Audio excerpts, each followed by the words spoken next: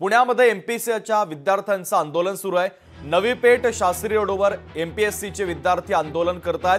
कृषी सेवेच्या 258 पदांचा एमपीएससी मध्ये समावेश करण्याची मागणी आता या विद्यार्थ्यांच्या वतीने केली जाते। एमपीएससी आयबीपीएस परीक्षा एकत्र एकाच दिवशी आल्याने परीक्षा पुढे ढकलण्याची मागणी देखील या विद्यार्थ्यांच्या वतीने केली जाते। महत्त्वाची बातमी पुण्यातील आपण पाहतोय। पुण्यामध्ये एमपीएससीच्या विद्यार्थ्यांच्या वतीने आता आंदोलन केले जात आहे। नवी पेठ शास्त्री रोडवर विद्यार्थ्यांनी आता आंदोलनाला सुरुवात केली आहे। कृषी सेवेच्या 258 पदांचा एमपीएससी मध्ये समावेश करण्याची प्रमुख मागणी या विद्यार्थ्यांची आहे आणि या मागणीला धरून आता विद्यार्थ्यांनी आंदोलनाला सुरुवात केली आहे। पुण्यातील ही दृश्य देखील आपण पाहतोय। एमपीएससीचे विद्यार्थी आता आंदोलनाला बसलेले आहेत।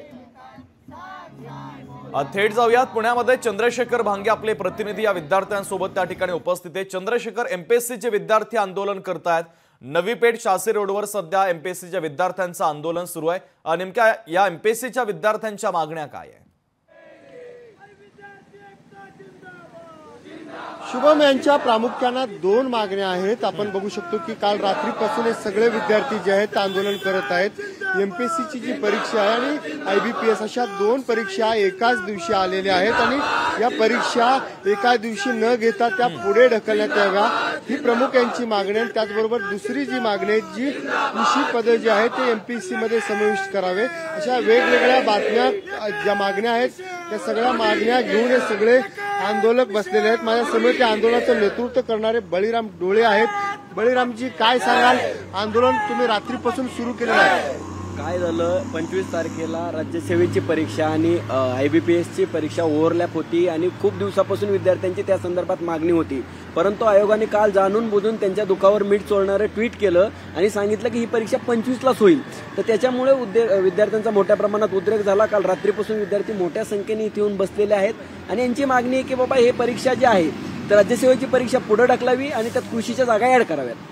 काल रात्रीपासून तुम्ही आंदोलन करत आहात, राज्य शासनाचं सुद्धा ट्विट आलेलं आहे, पुढे कुठेपर्यंत आंदोलन असणार? नाही बघा, काही खूप मोठे किंवा खूप अडचणीचा विषय नव्हता, खूप सोपी मागणी होती आणि सर्व ही काही कोणत्या एका संघटने पक्षाची मागणी नव्हती, सर्व विद्यार्थ्यांची मागणी होती की फक्त आमचं जे 25 तारखेला जे ओव्हरलॅप होणारा विषय जो पेपर आहे तो तुम्ही पुढच्या याच्यात घ्या, पुढच्या टप्प्यात घ्या, पण त्याच्यावर जाणून बुजून जे सरकार किंवा आयोग जे आहे त्याच्यावर करत आहे। किती एकूण विद्यार्थी यामध्ये सध्या आंदोलनाला आहेत? काल रात्री कमीत कमी 5000 विद्यार्थी होते आणि आता थोड्या वेळामध्ये कमीत कमी 3 ते 4000 विद्यार्थी इथं जमा होतील।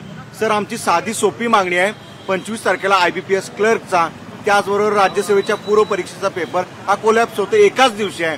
तर महाराष्ट्रातील समस्त विद्यार्थ्यांची एकच मागणी आहे की बाबा तुम्ही पेपर पुढे घ्या, त्यामध्ये कृषीच्या 258 जागा ऍड करा आणि नवीन सुधारित जाहिरात काढून पेपर घ्या।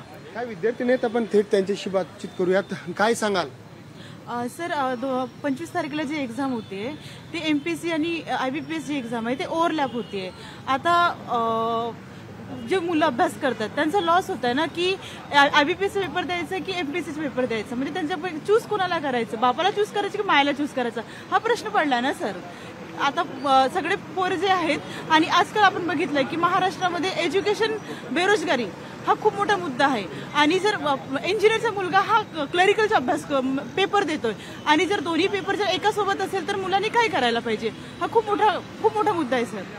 शुभम, खरं तर हे सगळे विद्यार्थी गेल्या अनेक वर्षापासून या ठिकाणी पुण्यामध्ये अभ्यास करतात, परीक्षा देण्यासाठी वेगवेगळ्या जिल्ह्यातून या ठिकाणी आलेले आहेत, परंतु एमपीएससी आणि आयबीपीएससी या दोन्हीच्या सगळ्या या परीक्षा एकाच दिवशी आल्यानं हे सगळे विद्यार्थी पुण्यातील शास्त्री रस्त्यावरती काल रात्रीपासून आंदोलन करत आहेत। शुभम, ठीक आहे चंद्रशेखर, आता विद्यार्थ्यांच्या मागण्यांची दखल सरकार आणि आयोग घेतं का हे पाहणं देखील तितकंच महत्त्वाचं आहे। तुर्तास दिलेल्या माहितीबद्दल धन्यवाद।